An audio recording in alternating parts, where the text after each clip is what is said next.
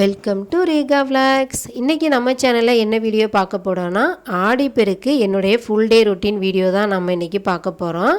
First ஆடிப்பெருக்குன்னா என்னென்னு பார்த்துடலாம். முன்னொரு காலத்தில் பார்த்திங்கன்னா ஆடி மாதம் வெள்ளப்பெருக்கு வருமாமா.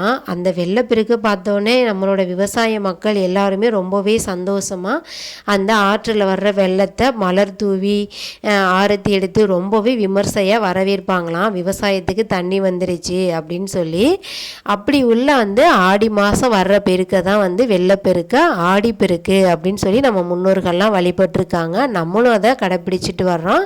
நம்மளோட குழந்தைங்களுக்கும் அதை நம்ம கண்டிப்பாக சொல்லி கொடுக்கணும்.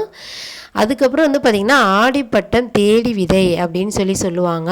ஆடி மாதம் நெல் விதைச்சி நாற்றங்கால் பாவி வயலை சேரடித்து நல்லா தண்ணி விட்டு அதுக்கப்புறம் நாற்று பிடுங்கி நம்ம நடவு நட்டு அதில் வர்ற நெல் பார்த்திங்கன்னா அறுவடை தை மாதத்துக்கு முன்னாடி அறுவடை வந்துடும்.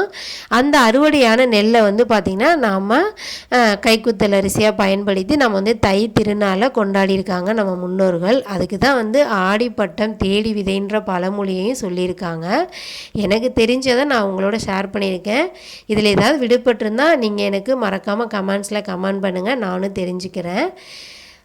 காலையில் எப்போதும் போல் 5:30க்கெலாம் முழிச்சிட்டு கொஞ்சம் நேரம் சாமி பாட்டெலாம் டிவியில் போட்டுட்டு பார்த்துட்டு நானும் ஜீரக வாட்டர் வச்சு குடிச்சிட்டு அதுக்கப்புறம் ஹஸ்பண்ட் இன்றைக்கி நான்வெஜ்ஜு தான் வீட்டில் எடுத்தோம். சண்டே வேறு.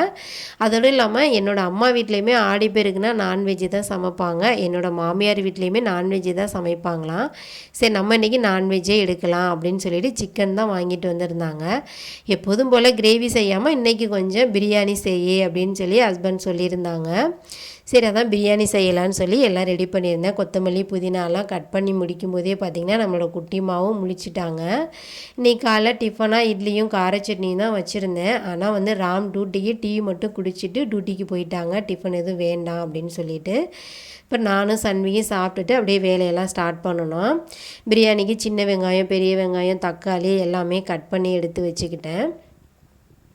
எல்லா பெண்களுக்குமே பிரியாணி எல்லாருக்குமே நல்லா செய்ய தெரியும். நான் என்ன மெத்தடில் எப்படி செய்கிறதுன்னு சொல்லி பாருங்கள். இதில் வேறு ஏதாவது இன்க்ரீடியன்ட்ஸ் சேர்த்தா நல்லா இருக்குமா என்னன்னு சொல்லி நீங்களும் மறக்காமல் கமெண்ட்ஸ் பண்ணுங்கள். நான் இன்றைக்கி பாஸ்மதி ரைஸ் தான் பிரியாணி செய்யலாம் அப்படின்னு சொல்லி நான் முடிவு பண்ணியிருக்கேன். ஒரு 3 பெரிய சைஸு பெரிய வெங்காயம் கட் பண்ணியிருக்கேன், 2 தக்காளியும் கட் பண்ணியிருக்கேன். சிக்கன் பார்த்திங்கன்னா 1/2 kgக்கு கொஞ்சம் அதிகமாக இருக்குது அப்படின்னு சொல்லி கொஞ்சம் பெரிய பெரிய பீஸாக கட் பண்ணியிருந்தாங்க பிரியாணிக்கு. அப்புறம் ஒரு 1/4 கிலோவுக்கும் கொஞ்சம் அதிகமாக பாப்பாவுக்கு ஈரல் சிக்கன் இதெல்லாம் தனியாக வாங்கியிருந்தாங்க. எல்லாமே கட் பண்ணி எடுத்து வச்சுக்கிட்டேன். தயிருமே ஒரு பாக்கெட் வாங்கி வச்சுக்கிட்டேன். சின்ன வெங்காயம் ஒரு 50 கிராம் மிக்சியில் எடுத்து அரைச்சி வச்சுக்கிட்டேன். பார்த்திங்கன்னா முட்டை வேக வச்சுட்டேன். பாப்பாவுக்குமே பார்த்திங்கன்னா அந்த ஈரல் சிக்கன் போட்டு கொஞ்சமாக காரம் கம்மியாக வச்சு கிரேவியும் வச்சுட்டேன். சாதமும் வச்சுட்டேன். நமக்கு பிரியாணி செய்கிறதுக்கு ஒரு குக்கர் ஸ்டவ் ஆன் பண்ணி வச்சுக்கிட்டேன். கடலை எண்ணெய் சேர்த்துக்கிட்டேன். அது கூட பார்த்திங்கன்னா நெய் ஒரு 3 டீஸ்பூன் அளவு சேர்த்துக்கிட்டேன். வீட்டில் உள்ள நெய் தான், கடையில் எதுவும் வாங்கலை. அது கூட ஸ்பைசஸ் கிராம்பு பட்டை ஏலக்காய் இதெல்லாமே சேர்த்துக்கிட்டேன். பொரிஞ்சதுக்கப்புறம் நம்ம கட் பண்ணி வச்ச பெரிய வெங்காயத்தையும் சேர்த்துக்கிட்டேன். அது கூட 2 பச்சை மிளகாவும் சேர்த்துக்கிட்டேன். சேர்த்து நல்லாவே இதை கொஞ்சமாக உப்பு சேர்த்து நல்லா வதக்கி எடுத்துக்கிட்டேன். கொஞ்சம் வெங்காயம் ப்ரௌன் ஆகிற வரைக்கும் வதக்கிக்கலாம் அப்படின்னு சொல்லி இந்த அளவு வதக்கி எடுத்துக்கிட்டேன். அதுக்கப்புறம் இஞ்சி பூண்டு ஒரு 3 டீஸ்பூன் அளவு சேர்த்துக்கிட்டேன். கொஞ்சம் அதிகமாகவே தான் சேர்த்துக்கிட்டேன், கொஞ்சம் வாசம் நல்லாயிருக்கும் அப்படின்னு சொல்லிட்டு. பக்கத்தில் ஃப்ரெண்ட்ஸ் ஃபேமிலிக்கெலாம் கொஞ்சம் பிரியாணி கொடுக்கலாம் அப்படின்னு சொல்லி கொஞ்சம் எக்ஸ்ட்ராவே ரைஸ் வச்சு செய்யலாம் அப்படின்னு சொல்லி பிளான் பண்ணியிருந்தேன்.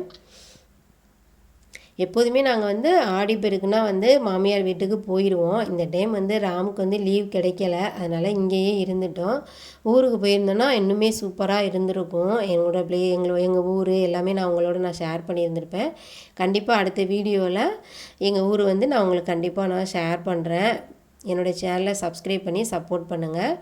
தக்காளியும் சேர்த்து அது கூட நல்லா வதக்கி எடுத்துக்கிட்டேன். அதுக்கப்புறம் கொத்தமல்லி புதினாவும் சேர்த்து நல்லா வதக்கி எடுத்துக்கிட்டேன். ஃபஸ்ட்லேயே பார்த்திங்கன்னா முந்திரி சேர்க்க மறந்துட்டேன், அதனால் இடையில இப்போது சேர்த்துக்கிட்டேன். அதையும் நல்லா வதக்கி விட்டுட்டு அதுக்கப்புறம் மசாலா தான் ரெடி பண்ணி வச்சுக்கிட்டேன்.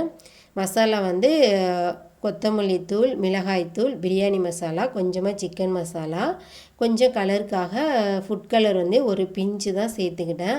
எல்லாம் அது கூட சேர்த்து நல்லா வதக்கி விட்டுக்கிட்டேன். நல்லா வதங்கினதுக்கப்புறம் ஒரு 1/4 கப்பு அளவு தயிர் சேர்த்துக்கிட்டேன். தயிர் சேர்த்து அதுவும் நல்லா மசாலாவோட எல்லாம் மிக்ஸ் ஆகுற மாதிரி பார்த்துக்கிட்டேன். நான் சிக்கன் வந்து முன்னாடியே எதுவும் மேரினேட் பண்ணலை, அப்படியே டைரெக்டாகவே சிக்கன் அப்படியே நான் சேர்த்துட்டேன். மேரினேட் பண்ணி போட்டால் இன்னும் கொஞ்சம் சாஃப்டாக இருக்கும் அப்படின்னு சொன்னாங்க. பட் அதுக்குள்ளே பாப்பா வந்தனால அவங்களையும் பார்த்துக்கிட்டு என்னால் பண்ண முடியலை. அதனால் டைரெக்டாக அப்படியே நான் சிக்கனையே சேர்த்துக்கிட்டேன். எப்படி வருதுன்னு சொல்லி வாங்க பார்க்கலாம். நல்லா அதெல்லாம் மசாலாவோட மிக்ஸ் ஆகிற மாதிரி பார்த்துக்கிட்டேன். அதுக்கப்புறம் வந்து சிக்கனுக்கு அளவான கொஞ்சம் உப்பு சேர்த்து அந்த சிக்கன்லேயே வர்ற தண்ணியில் வர்ற வரைக்கும் நல்லா வதக்கி எடுத்துக்கிட்டேன். அதுக்கப்புறம் வந்து நான் ரைஸ் வந்து பார்த்திங்கன்னா பாஸ்மதி ரைஸ் இந்த டம்ளரால் 2 கிளாஸ் வந்து நான் எடுத்திருந்தேன். தண்ணி வந்து அதுக்கு பார்த்திங்கன்னா 3 கிளாஸ் அளவு நான் தண்ணி வச்சுருந்தேன். தண்ணி வந்து அது கூட சேர்த்துட்டேன். சிக்கன் வந்து கொஞ்சம் குக் ஆகிருந்துச்சு, பாதி வெந்திருந்ததுனால தண்ணி சேர்த்து கொஞ்சம் மூடி போட்டுட்டேன். தண்ணி நல்லா கொதித்ததுக்கப்புறம் பாஸ்மதி ரைஸு நான் ஒரு 1/2 அன் ஹவர் நல்லா வாஷ் பண்ணிவிட்டு ஊற வச்சுருந்தேன். அதையும் அது கூட சேர்த்துட்டேன். மசாலா வந்து இந்தளவு ரொம்ப திக்காக இல்லாமல் இந்தளவு தண்ணியாக இருக்கிற மாதிரி பார்த்துக்கிட்டேன். அதுக்கப்புறம் நான் ரைஸ் சேர்த்துக்கிட்டேன். தம் போட்டு நான் இது வரைக்கும் தனியாக பிரியாணி செஞ்சதில்லை, குக்கரில் தான் செஞ்சுருக்கேன். நல்லா தான் வந்திருக்குது. இந்த டைம் எப்படி வருதுன்னு தெரியலை, வாங்க பார்க்கலாம். பிரியாணி ரெடி ஆயிடுச்சு. அப்படியே ரெடி பண்ணி வச்சுட்டு சரி நம்ம கை கால் மூஞ்செல்லாம் மறுபடியும் கழுவிட்டு நம்ம வந்து சாமி கும்பிட்றதுக்கு எல்லாம் ரெடி பண்ணலாம் அப்படின்னு சொல்லிட்டு மஞ்சள் தூள் கப்பில் எடுத்துக்கிட்டேன். சந்தனம் எப்போதும் வைப்பேன், இன்றைக்கி வந்து மஞ்சளே யூஸ் பண்ணலாம் அப்படின்னு சொல்லி மஞ்சள் தான் எடுத்துக்கிட்டேன். நம்ம காமாட்சி விளக்கு அந்த தட்டு சின்ன சின்ன ஜாமான் எல்லாத்துக்குமே வந்து மஞ்சள் குங்குமம் வச்சுட்டேன். நான் வந்து முதல் நாளே இது வந்து கழுவி வச்சுட்டேன். அதனால் எனக்கு கொஞ்சம் ஈஸியாக இருந்துச்சு. காலைல கிச்சன் வேலையெல்லாம் முடிக்கிறதுக்கு பாப்பாவை வச்சிட்ருக்கோம். அதனால் முதல் நாளே இந்த மாதிரி வேலைகள்லாம் முடிச்சிட்டோம்னா இன்றைக்கி பாருங்கள் நம்ம பண்டிகை நாளில் ரிலாக்ஸாக நம்ம வேலை பார்க்குற மாதிரி இருக்குது. எல்லாமே வந்து கழுவி எடுத்து வச்சுக்கிட்டேன். எல்லாம் ரெடி பண்ணிகிட்ருக்கையிலே பார்த்திங்கன்னா ராம் வந்து லன்ச் டைம் வந்துருச்சு. சரி அவர் வர்ற டைம் தான் நானும் சாமி கும்பிட்றதுக்கு எல்லாம் ரெடி பண்ணிகிட்டு இருந்தேன். வந்துட்டு நாங்கள் அப்படியே எல்லாம் வச்சு சாமி கும்பிட்டோம். அம்மா வீட்டில் வந்து பார்த்திங்கன்னா நார்மலாக தான் எப்போதும் போல் விளக்கு பொருத்தி சாமி கும்பிடுவாங்க. ஆனால் மாமியார் வீட்டில் வந்து இந்த மாதிரி மஞ்சள் கயிறு இதெல்லாம் வந்து அந்த ஊர் வழக்கத்தில் இதெல்லாம் வச்சு சாமி கும்பிடுவாங்க. நான் வந்து இதை வந்து இப்போ வந்து ஒரு 2-3 வருஷமாக நான் வந்து இதை ஃபாலோ பண்ணிக்கிட்டு வர்றேன். நானுமே வந்து என்னோடய வெட்டிங் செயினில் கயிறுலாம் மாற்றிப்பேன். அது இல்லாமல் மஞ்சள் குங்குமம் அந்த கயிறுலாம் வந்து ஒரு 3 இல்லைனா 5 இந்த மாதிரி வச்சு சாமி கும்பிட்டுட்டு பக்கத்தில் இருக்கிறவங்களுக்கு நான் வந்து தட்டில் வச்சு அதை நான் அவங்களுக்கு கொடுத்துருவேன். பலகாரம் இந்த மாதிரி இதெல்லாம் செய்வாங்க, ஸ்வீட்ஸு காரம் இதெல்லாம். நான் எதுவும் இன்றைக்கி செய்ய முடியலை பாப்பாவை வச்சுக்கிட்டு. இல்லைன்னா அதெல்லாம் வச்சு தான் படையல் போடுவாங்க. நான் அப்படியே சிம்பிளாக இதை வச்சே நான் சாமி கும்பிட்டுட்டேன், பழம் மட்டும் வச்சு. கரெக்டாக ராம் வர்ற டயத்துக்கே நான் எல்லாம் ரெடி பண்ணி வச்சுருந்ததுனால வந்த உடனே வந்து சாமி கும்பிட்றதுக்கு ரொம்பவே ஈஸியாக இருந்துச்சு. சன்வியை இந்த மாதிரி தான் ரெடி பண்ணி விட்டுருந்தேன். சன்வி எப்படி இருக்காங்கன்னு சொல்லி, சன்வியோட ட்ரெஸ்லாம் எப்படி இருக்குன்னு சொல்லி மறக்காமல் கமெண்ட்டில் சொல்லுங்கள். சாமி கும்பிட்டு முடிச்சுட்டு அதுக்கப்புறம் தான் வந்து நாங்கள் பிரியாணியை ஓப்பன் பண்ணி பார்த்தோம். நல்லா தான் இருந்துச்சு, சூப்பராக வந்துருந்துச்சு. எப்போதுமே என்னோடய ஹஸ்பண்ட் வந்து பிரியாணி வந்து தக்காளி சாதம் மாதிரி இருக்குது அப்படின்னு தான் சொல்லுவார். இந்த டைம் வந்து நான் அவர்கிட்ட குட் நேம் வாங்கிட்டேன். ஏன்னா அந்த டைம் அவரே சொன்னார் ரொம்பவே டேஸ்ட்டாக சூப்பராக வந்திருக்கு அப்படின்னு சொல்லி ரொம்பவே எனக்கு பாராட்டுதல் கொடுத்தாரு.